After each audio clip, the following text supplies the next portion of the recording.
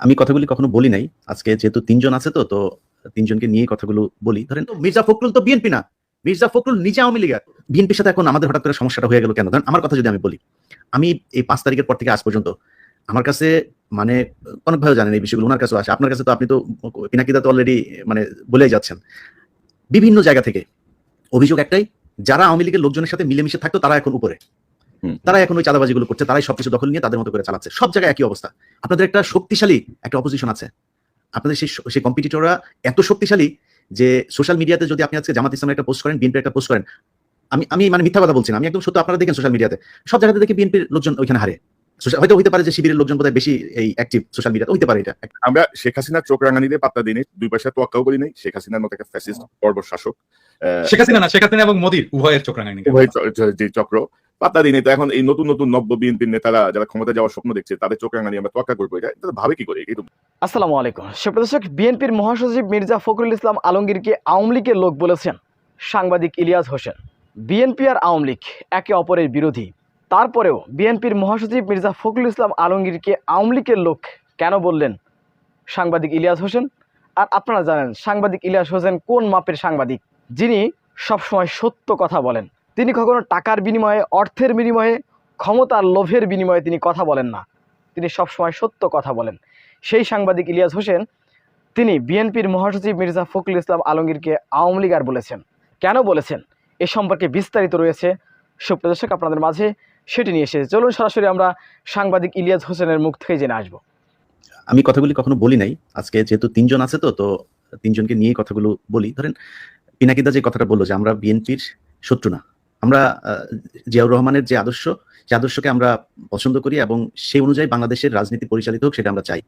খালেদা জিয়া দেশ চালিয়ে, তারেক রহমান তো দেশ চালান নাই কোনোদিন, কিন্তু খালেদা জিয়ার দেশ চালানো আমরা দেখেছি। খালেদা জিয়ার যেই পদ্ধতি, খালেদা জিয়া এই দেশকে নিয়ে ভারতের ব্যাপারে তার যে চিন্তা চেতনা পলিসি ছিল, সেটাকে আমরা একদম 100% আমরা সাপোর্ট করি। তো বিএনপির সাথে এখন আমাদের হঠাৎ করে সমস্যাটা হয়ে গেল কেন? ধরেন আমার কথা যদি আমি বলি, আমি এই ৫ তারিখের পর থেকে আজ পর্যন্ত আমার কাছে মানে অনেক ভালো জানেন এই বিষয়গুলো। উনার কাছেও আসে। আপনার কাছে তো আপনি তো পিনাকিদা তো অলরেডি মানে বলেই যাচ্ছেন। বিভিন্ন জায়গা থেকে অভিযোগ একটাই, যারা আওয়ামী লীগের লোকজনের সাথে মিলেমিশে থাকতো তারা এখন উপরে। তারা এখন ওই চাঁদাবাজিগুলো করছে, তারাই সবকিছু দখল নিয়ে তাদের মতো করে চালাচ্ছে। সব জায়গায় একই অবস্থা। বিশ্বাস করেন বিএনপির ভাইয়েরা আমার কাছে যত জেলার যত আসনের খবর আমার কাছে এসছে, আমি যদি একটা একটা করে, খালি আমার আসনের কথা বলি, আমার চুয়াডাঙ্গারই যে অবস্থা, সেটা নিয়ে আমার সবকিছু করা শেষ, নিউজ বানানো শেষ, খালি দিচ্ছি না আপনাদের জন্য। কেন জানেন? কারণ আমরা যদি এখন বিএনপি কেই করি, ধরেন বিএনপি চাঁদাবাজি নিয়ে কথা হচ্ছে, আপনি অস্বীকার করতে পারবেন? আমরা বলি না, আমার চ্যানেলে আমি মনে হয় না আমি কেউ কোনোদিন শুনেছেন আমার মুখ থেকে আমি বলেছি যে বিএনপি চাঁদাবাজি করছে, কিন্তু করছে না।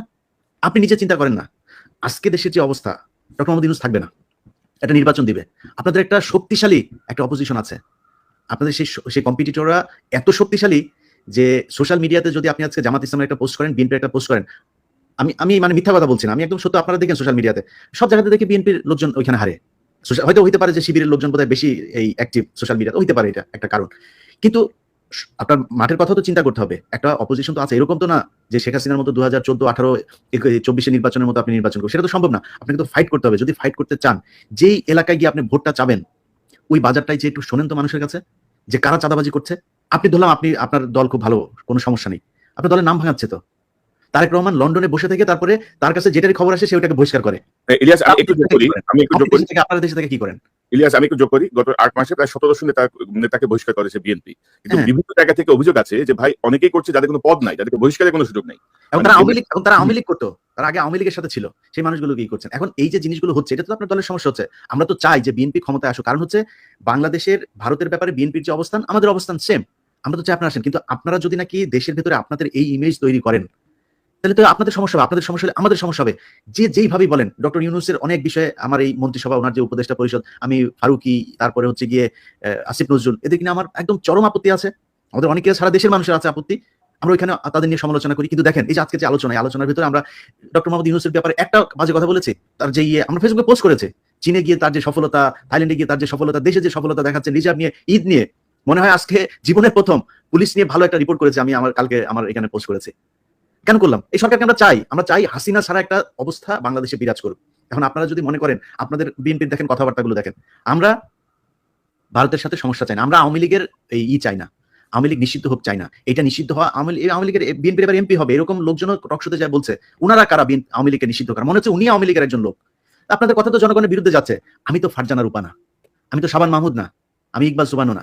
সো আপনি মনে করেন না আপনার কথাবার্তা জনগণের বিরুদ্ধে যাবে, আর আমার যে সম্মানটুকু আমি অর্জন করেছি সেটা আপনার কারণে ন্যাংটা হয়ে তারপরে আপনার দলের পক্ষে কথা বলতে হবে, এটা আমি বলবো না, কখনই বলবো না। আপনার বিরুদ্ধে বলছি না একটা কারণে, সেটা হচ্ছে যে আমরা চাই যে বিএনপি চুরি বাটপারি যাই করুক, ভারতের ব্যাপারে তাদের একটা অবস্থা, তারেক রহমান যদি দেশে ফিরে যায় এই চিত্রটা পরিবর্তন হবে, ওই কারণে বলছি না, অন্য কোনো কারণ না। আপনাদের এই কেন্দ্রীয় নেতাদের অনেক ন্যাংটা করে দিতে পারি, খালি করি না ওই কারণে।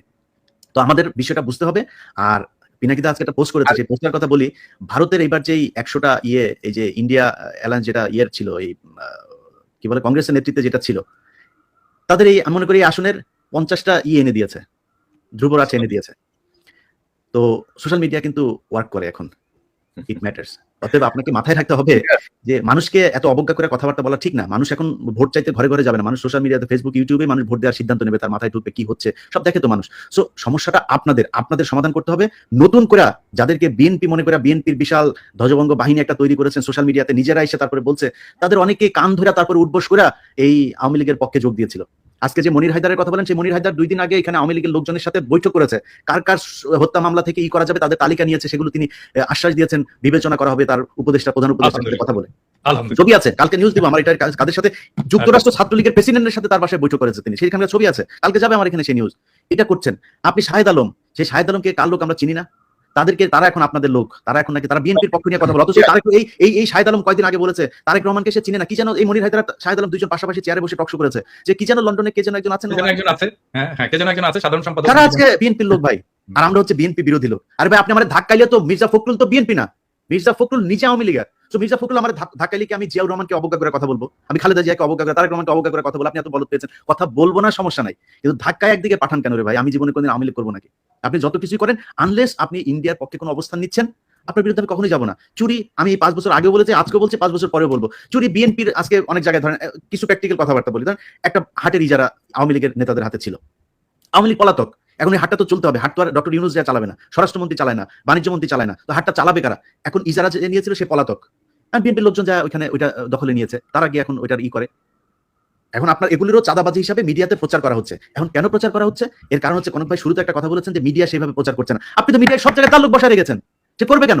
সে তো বলে না, তার কাজ ছিল হাসিনার যখন কিনা বাথরুমের চিপায় বসে ওই যে সুনাকের সাথে মধ্যে সোফার চিপার মধ্যে বসে একটা ছবি দিল, সারা দেশের আরে বাবা বিরাট আকার, বাইডেন একটা সেলফি তুললো, সেটা নিয়ে কি মার্কেটিং করলেন, এখন করেন না কেন? ওরা নিয়ে ইউনুসে নিয়ে মানে চীন যে মানে সম্মান দিয়েছে, এটা যদি হাসিনারে দিত আর কি করতেন আপনারা? তো সেটা করে না কেন? করে না কারণ কি? কারণ কি ওই জায়গাগুলোতে এখনো তাদের লোক বসানো। ভাই ওইটা ঠিক করেন, ওগুলি যদি ঠিক করেন, পিনাকি, ইলিয়াস, কনক সরোয়ার এদের কাছে আসতে হবে না মানুষের। আপনি যখন দেখবেন যে সোশ্যাল মিডিয়ার আমাদের 5 মিলিয়ন সাবস্ক্রাইবার কেন, কিসের জন্য মানুষ দেখছে কেন আমাদের ভিডিও? কিছু আছে নিশ্চয়ই। আপনি মানুষের যদি গলা টিপে, অনেক মানুষ আছে, আমি নাম আজকে ধরলাম না, এই যে মির্জা ফখরুলের ঘর জামাই ফাহাম আব্দুল সালাম থেকে শুরু করে বহুত আছে। আমারটা আমি বলছি, আমার বক্তব্য পিনাকিদা বা কনক সরোয়ারের না, আমারটা আমি বলছি যে এই অনেক গজানো লোকজন আছে, তাদেরকে এখন সম্মান করে চলতে হবে। কেন মানুষ আমার কথা শুনে, কেন কনক সরোয়ারের কথা শুনে, কেন পিনাকি ভট্টাচার্যের কথা শুনে, এটা তাদের সমস্যা। আর ভাই কেন আপনারটা শুনে না, সেটা আপনার সমস্যা। আপনি চিন্তা করেন আপনি কি বলবেন, কি বলা উচিত, কেমনে চলা উচিত। শুনে না কেন, আমারটা শুনে কেন, সেটাও বাংলাদেশের মানুষ হলো গন্ড মূর্খ, বুঝে না। পিনাকি, ইলিয়াস, কনক সরোয়ার এরা হচ্ছে পীর সাহেব, তাই এখন এদেরকে আপনি বুঝাবেন কেন? এটা নিয়েও সত্য। সকালবেলা ঘুম থেকে ওইটা দেখি, ওই লন্ডনের একজন পোস্ট করে বসে আছে যে আমার নিয়ে, আমি আপনার কনক ভাই নাম নাই, আমার আপনার নাম আছে, আমরা হইলাম গিয়া নাকি কি করছে। কয়েকদিন আগেও সে ফোন করলো, কি সুন্দর মিষ্টি মিষ্টি কথা। এখন ফোন করে, ধরেন 2বার ফোন করে, 3বার ফোন করার পর হয়তো ধরতে পারি না, একবার ফোন করে, ভাই ফোন ধরবো কয়টা, সময় পাই না তো। এটা আপনারা বুঝেন যে আপনাদের কাছে কি পরিমাণে ফোন আসে। কারণ আমার কাছে ধরেন একজন উপদেষ্টা আমার সাথে কথা বলছে, এখন একজন পুলিশের একজন ডিসি আমাকে ফোন করলেন, আমি কাটটা কেটে কাটটাই, দুজনই তো গুরুত্বপূর্ণ। আমাদের তো গুরুত্বপূর্ণ অনেক মানুষের সাথে কথা বলা লাগে, কথা বলি, এর মধ্যে একটা ফোন মিস হয়েছে, ফোন দিতে পারি না, নিজের ব্যক্তিগত কাজ আছে। এমনও তো ভাই গাড়ি চালাই, এত ধান্দাবাজি করে তো খাই না, এমনও সপ্তাহে একদিন গাড়ি চালানো লাগে।